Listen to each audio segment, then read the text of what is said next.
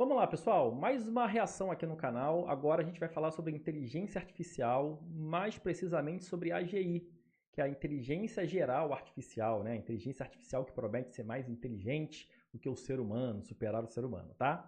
Quem vai falar com a gente aqui é o Deschamps, que tem um canal no YouTube aí de tecnologia, um dos mais famosos. Vamos ver o que ele vai trazer aqui pra gente. Sam Altman, fundador e CEO da OpenAI, acabou de fazer uma publicação que está dando o que falar. Olha isso daqui. E nessa publicação ele traz 3 observações sobre inteligência artificial que a gente deveria levar muito a sério e que eu vou cobrir em detalhes aqui dentro desse vídeo. E eu digo levar a sério porque ele já é considerado uma das pessoas mais influentes do mundo.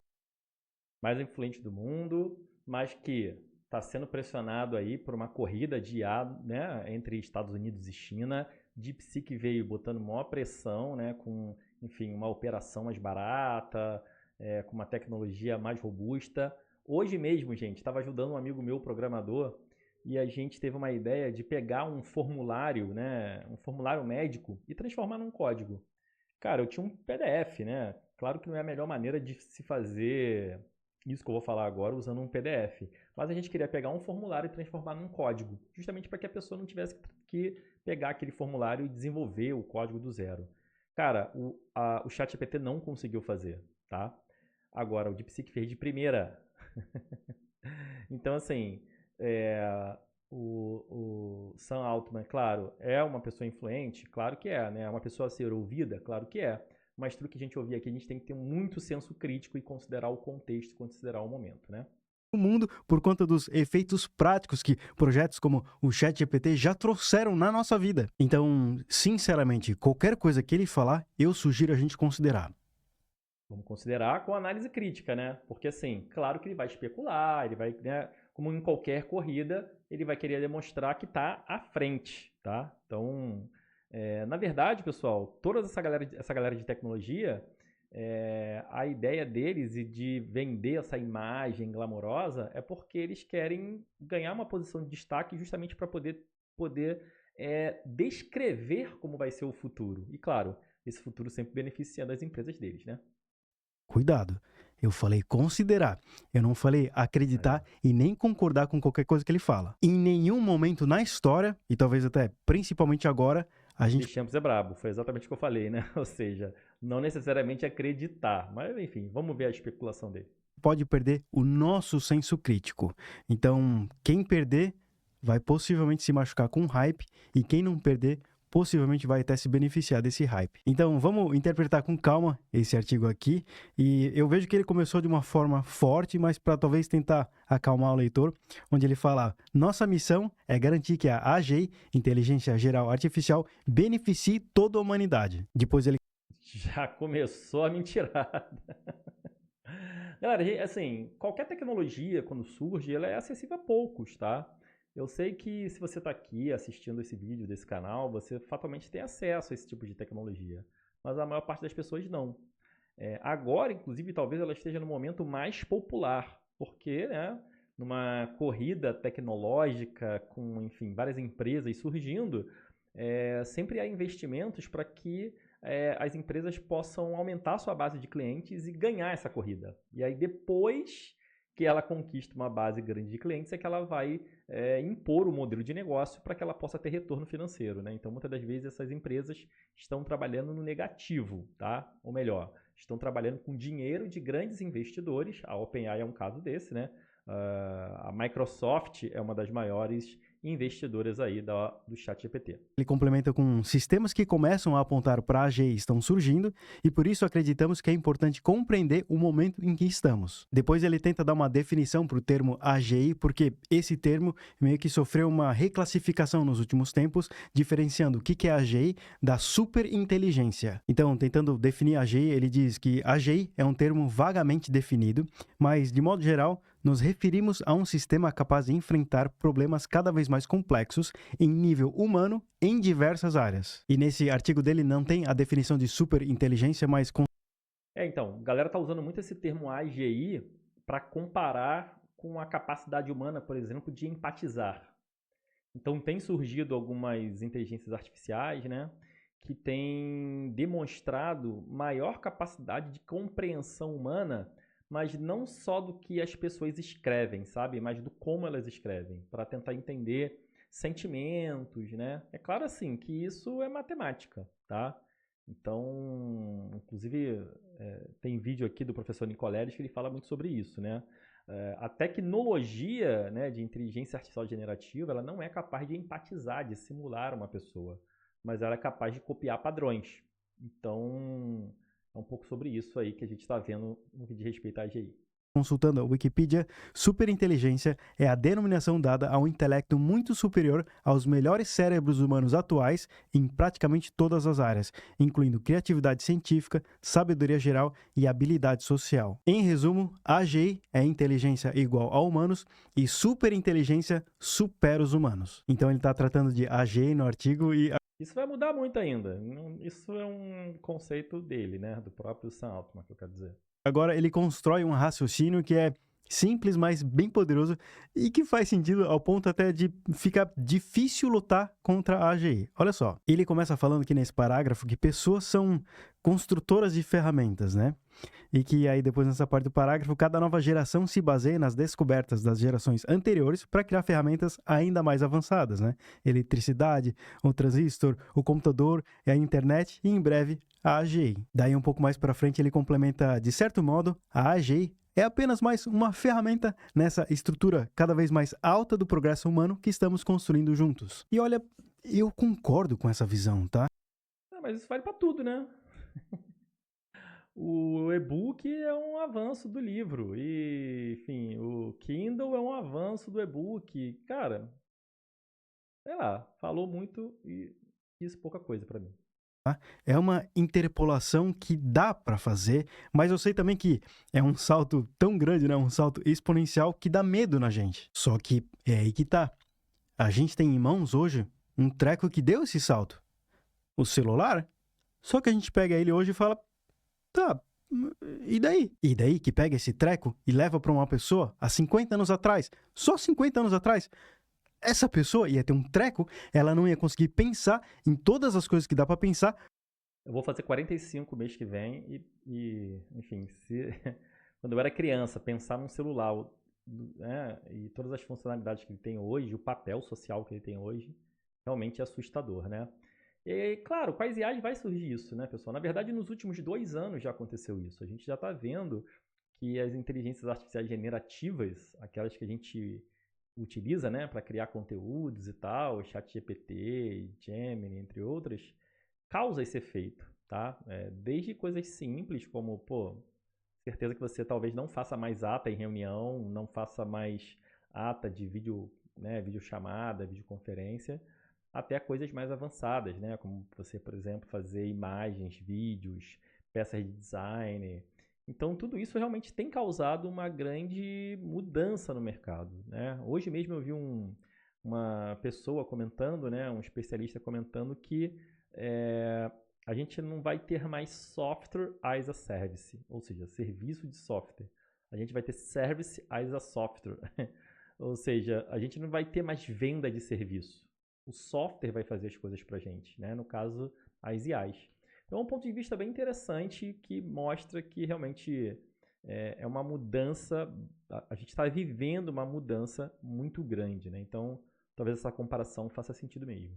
Quando você tem um negócio desse nas mãos, é tanta tecnologia grudada uma atrás da outra, para ter isso aqui na minha mão, que a gente já perdeu, assim, completamente a noção da curva exponencial que a gente está surfando. Mas eu entendo que a nova curva causada pela AGI, ela parece ser diferente, né? Porque a curva da evolução tecnológica anterior parece que ela estava só progredindo de uma forma natural e com a vinda da AGI, parece que essa curva vai subir tanto que ela vai capotar para trás e bater na nossa cara, né? Inclusive, eu vou mostrar uma parte de curvas aqui que é bem interessante. Mas antes eu quero retomar um parágrafo onde ele diz: com o tempo, em avanços e recuos, a constante marcha da inovação humana trouxe níveis de prosperidade antes inimagináveis e melhorias em quase todos os aspectos da vida da Prosperidade para quem? Isso. Eu sempre vou fazer aqui uma análise social também, né? Então, quando a gente vê avanços tecnológicos, esse nome não é à toa, tá? A gente vamos dizer assim, induzido a pensar que toda tecnologia nova é um avanço. E não necessariamente, tá? Por exemplo, o Deschamps deu o exemplo aí do celular e eu falei das redes sociais, né? Será que as redes sociais é um avanço? Se a gente pensar assim, redes sociais, será que a gente avançou na socialização com outras pessoas? Tá? Basta a gente ver documentários, os efeitos das redes sociais, por exemplo, na democracia dos países, de diversos países no mundo, que talvez a gente não tenha tanto essa resposta positiva de que é um avanço, tá? Entre outras tecnologias também. Então, eu gosto muito de olhar para isso com um olhar crítico, ou seja, a tecnologia não necessariamente ela é um avanço, tá? Ela pode se tornar algo inevitável porque ela vai acabar se tornando uma demanda de mercado e aí o mercado é que está impulsionando aquela tecnologia, tá? Mas encarar como um avanço sempre, eu acho que não, a gente precisa analisar. Das pessoas. Assim, esse ponto é bem questionável, tá? Porque eu aprendi muito bem a separar o que é qualidade de vida da dificuldade de viver. Então, eu acredito que a vida, ela tá mais confortável de se viver. Por exemplo, será que você que trabalha, trabalha de 8 às 8, né? Tem que atender chamado de madrugada, você que se vê às vezes conectado aí às 10 horas da noite, né? Inúmeras pessoas aí com estresse, burnout. Será que a sua vida é melhor do que uma pessoa que mora no campo, por exemplo? Uma pessoa que talvez more no campo e não esteja tão com a vida assim, tão entrelaçada com o uso de tecnologia. Então, o que é melhor? Isso é muito, muito relativo, né? Com certeza está mais confortável justamente por conta da tecnologia. Mas, novamente, eu separo conforto de dificuldade e, na minha visão, a vida... Está muito mais confortável, né? Por exemplo, você pode pedir comida em casa. Poxa, tá confortável. Mas para você que pede comida em casa. Talvez para quem esteja trabalhando, né, de maneira uberizada, não sei se está mais confortável não. Tem muitas pessoas perdendo aí direitos trabalhistas, né? E vendo que a única opção de trabalho é esse tipo de trabalho. E aí, a vida melhorou? Sei. Para algumas pessoas sim, para outras não. A vida está muito mais difícil de se viver. Mas também talvez a gente esteja num tipping point, né? Um ponto de inflexão, um ponto de virada por conta do que ele escreveu aqui, ó. O crescimento econômico que temos pela frente parece surpreendente. E agora podemos imaginar um mundo onde curamos todas as doenças, temos muito mais tempo para aproveitar com as nossas famílias e podemos realizar plenamente nosso potencial criativo. Essa parte de realizar plenamente nosso potencial criativo eu acho muito massa. E eu acredito nisso porque eu não sei se você já notou ao utilizar alguma coisa de inteligência artificial, mas na minha experiência eu notei que tem duas vivências. Vou ter que interromper aqui. Cara, assim, essa é uma visão bastante elitista, né? Claro, para algumas pessoas, né? Eu estava comentando aqui de um amigo programador, por exemplo, ele vai ganhar muita qualidade de vida.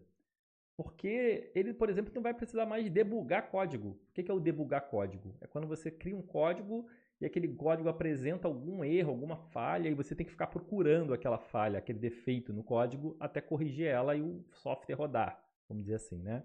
Então ele vai melhorar muito isso, porque a IA não tem mais debugar. A IA ela consegue rapidamente encontrar qualquer inconsistência no teu código, então você não vai mais sofrer com isso se você é um programador. Agora, se você foi a pessoa que foi demitida porque você foi substituído por uma IA ou você foi substituído por um outro profissional, né, que talvez usando IA ele consegue fazer o mesmo do que 2, 3, 4 pessoas da sua profissão. Então, a gente precisa analisar os impactos sociais disso. Para algumas pessoas vai ser ótimo, para outras pessoas vai ser péssimo, pessoal. Né? Então, vamos olhar para isso com, de novo, análise crítica e, acima de tudo, também sensibilidade. Né?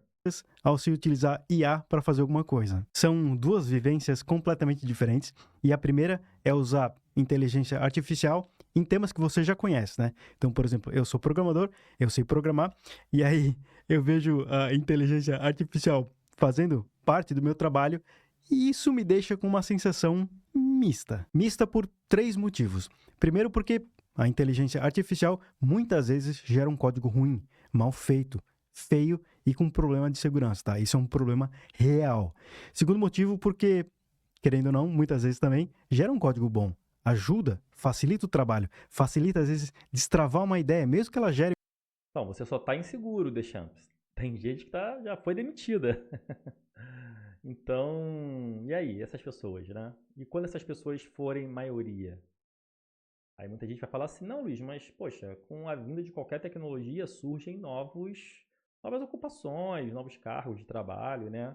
Mas cargos que exigem uma especialidade talvez muito maior. E aí, como é que as pessoas se preparam para isso? Com que tempo? E o que acontece enquanto isso, né? Um código ruim, às vezes eu olho esse código falando, não é isso. Mas pelo fato de eu saber o que não é, eu acabo me aproximando do que deveria ser. Só que o terceiro ponto é que, caramba, e se esse treco evoluir e roubar o meu emprego? Beleza, mas isso é a vivência de usar IA para um tema que eu conheço. Mas agora é uma vivência e uma sensação completamente diferente quando eu uso IA para fazer algo que eu não sei fazer, não quero fazer e não quero perder tempo aprendendo a fazer. É uma experiência completamente diferente. No meu caso, eu consegui fazer uma ilustração num certo estilo, porque eu não sei desenhar, né? A sensação de você tirar da cabeça algo que você não conseguiria fazer, não pelo menos em poucos segundos ali, porque você teria que aprender uma nova profissão, cara, é uma sensação intrigante. E eu sei que a contraparte, né, o profissional original que faria esse trabalho vai ficar frustrado. Inclusive, na minha visão, isso estoura por completo um dos vai ficar frustrado porque né, ele está perdendo demanda de trabalho, mas ao mesmo tempo, assim, dificilmente uma IA, pelo menos o que a gente tem hoje, o conteúdo criado vai superar o que é produzido por um bom profissional. Talvez fique no nível de um profissional mediano, mas não de um bom profissional, né? Então, claro, se você não sabe fazer uma determinada atividade, não sabe produzir determinado material, determinada informação, e você faz por IA, né? Para quem não tem nada, metade é o dobro. Agora, se você quer um conteúdo de qualidade, tá? Aí, enfim, ele está falando sobre código de software. Poderiam ser, sei lá, peças jurídicas, poderia ser um post nas redes sociais, poderia ser uma ilustração. A IA ainda está um pouco longe de atingir expectativas de um trabalho bom. Vou nem falar de um trabalho no estado da arte, mas um trabalho bom. Tecidos da sociedade, representados muito bem pela parábola das colheres longas, né? Eu não sei se você conhece essa parábola, mas tem uma mesa com várias pessoas ao redor e no meio uma panela com uma sopa. Só que todo mundo tem uma colher longa que consegue chegar na panela e pegar essa sopa, mas ela é tão longa que essa pessoa ela não consegue virar a colher e se alimentar, né, dessa sopa. Então a sociedade meio que ela se organizou dessa forma. Você pega a sopa, mas dá para uma outra pessoa. Você pega a sopa e vai dando para outra pessoa e assim a gente vai se ajudando em sociedade. O que me deixa curioso é que talvez essa parábola vai deixar de existir e as pessoas lá no futuro meio que elas vão se autossuprir, pelo menos na vertical profissional. Tanto que o Sam Altman complementa. E aí, cara, o mundo vai ficar melhor assim? Em uma década, talvez todas as pessoas na Terra sejam capazes de realizar mais do que a pessoa mais influente consegue hoje. E é um ponto bom de se pensar, né? Qual a carga de informação que você tem por conta da vida hoje em dia, né? Em comparação à carga da pessoa mais influente de 1000 anos atrás. Você seria considerado um alienígena naquela época de tanto conhecimento. Então, um pulo de 1000 anos para trás. Sei lá, será? Quem manja aí de antropologia? Isso confere? Sei não, hein, cara. Eu acho que a gente menospreza muito as civilizações passadas. Para hoje... A galera não entendeu nem como é que foi feita as pirâmides ainda. O pessoal tem teoria até de que foram alienígenas, né? Então, não sei se a gente está tão mais capacitado com mais conhecimento do que outras civilizações que já passaram pelo planeta, não.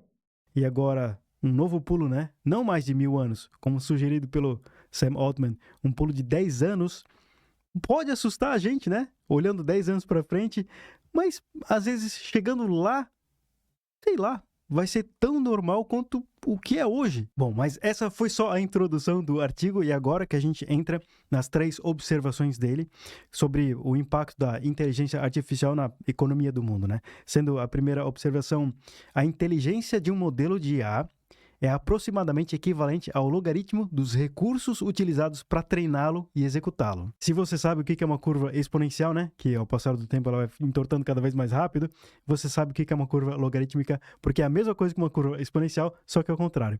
Então nesse PDF aqui eu tenho 3 curvas, a exponencial, né, vai cada vez mais entortando, a linear, que ela fica constante no passar do tempo, e a logarítmica, que ela vai cada vez mais entortando para baixo até ficar reta. Então, quanto mais dinheiro você gasta para treinar uma inteligência artificial, mais inteligente ela fica, mas o retorno ele vai ficando cada vez menor. Isso se chama diminishing returns em inglês, ou lei dos rendimentos decrescentes em português. Só que aí que tá, e é a parte mais importante para o escopo local agora. Apesar de que fica menor, né, o retorno ele é contínuo e previsível. O Sam falou no artigo que parece que é possível gastar quantias arbitrárias de dinheiro e obter ganhos contínuos e previsíveis. As leis de escalonamento que prevêem isso são precisas em várias ordens de magnitude. Então, se o retorno é contínuo e previsível, mesmo que menor, eu penso que isso acaba reduzindo os riscos de se investir nisso, porque se consegue planejar e alocar esse investimento. Então, o que você prefere ganhar no investimento, né? 100%, mais de R$1.000, ou 1% só, mais de R$1 bilhão. R$1 bilhão por 1%, e é o que essa turma faz ao investir uma grana dessas, mesmo que o retorno saia de 100% para 1%. Segunda observação pelo Sam Altman é que o custo para utilizar um determinado nível de IA cai cerca de 10 vezes a cada 12 meses e preços mais baixos levam a um uso maior. E esse gráfico mostra exatamente isso, a queda nos preços ao longo do tempo. Isso aqui é o custo para 2 milhões de tokens, tá? Saiu de $180 para 0,75 centavos de dólar em 2 anos. 240 vezes mais barato. Mas muita gente também mostrou um certo ceticismo com esse palpite do Sam Altman, tanto que no Hacker News, o comentário mais votado até o momento dessa gravação, falou que o Moore, né, da lei de Moore, ele esperou pelo menos 5 anos antes de formular a sua lei. De qualquer forma, é um fato que ficou muito mais barato de se usar ao longo dos anos. Então, é bem interessante, né, esse pensamento, né, não só do treinamento ter uma curva logarítmica, né, isso mostra que talvez também essas plataformas atinjam um determinado ponto de maturidade e depois você não precisa, vai ficar muito caro treinar para ter um resultado muito baixo, né, essa pode ser uma possibilidade também. Mas enfim, é interessante pensar sobre isso e sobre essa tendência, né. Só fico pensando no planeta, porque por mais que o custo caia, mas ele está se referindo ali, por exemplo, ao custo de treinamento da IA, né, ao custo de processamento de tokens. Fico pensando no custo do meio ambiente, porque a gente vai precisar de infraestrutura para isso tudo, tá? Então, vejo que, por exemplo, a solução que o DeepSeek trouxe, que oferece um processamento muito mais otimizado, né? menos token processados para resultados similares, eu acho que também é um caminho que a gente precisa seguir para consumir menos.